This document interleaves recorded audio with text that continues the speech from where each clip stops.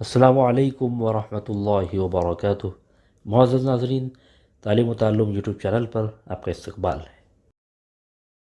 سلسلہ نمبر 185، سوال نمبر 1۔ آپ صلی اللہ علیہ وسلم کو جب ابو سفیان کی اس حرکت کا علم ہوا تو کتنے صحابہ کے ہمراہ آپ صلی اللہ علیہ وسلم ابو سفیان کے تعاقب میں روانہ ہوئے؟ اے 100، be 200، C 300، D 400۔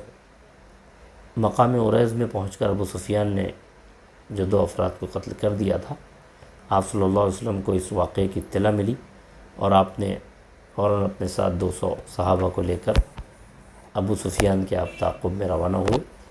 Option B درست جواب۔ سوال نمبر 2، غزوہ صویق کا کیا نتیجہ برآمد ہوا؟ اے، مسلمانوں کے پہنچنے سے پہلے ہی کفار کا لشکر بھاگ نکلا۔ بی، مسلمانوں کو فتح ہو گئی۔ سی، صلح ہو گئی۔ ڈی، ان میں سے کوئی نہیں۔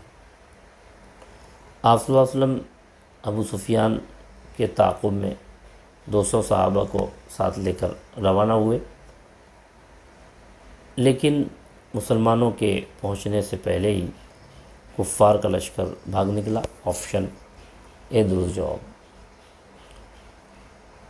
سوال نمبر 3، اس غزوے کو غزوہ صویق کا نام کیوں دیا گیا؟ اے، اس غزوے میں ستو کے تھیلے مسلمانوں کے ہاتھ آئے۔ بی، صویق کے مقام پر یہ غزوہ پیش آیا۔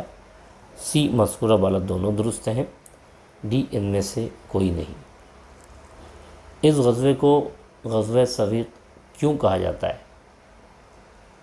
اس کی وجہ یہ ہے کہ اس غزوے میں ستو کے تھیلے مسلمانوں کے ہاتھ آئے تھے، جو دراصل کفار کے لشکر کے ساتھ تھے، لیکن وہ اپنے آپ کو ہلکا کرنے کے لیے چھوڑ کر بھاگ گئے۔ آپشن اے درست جواب ہے۔ بہت بہت شکریہ۔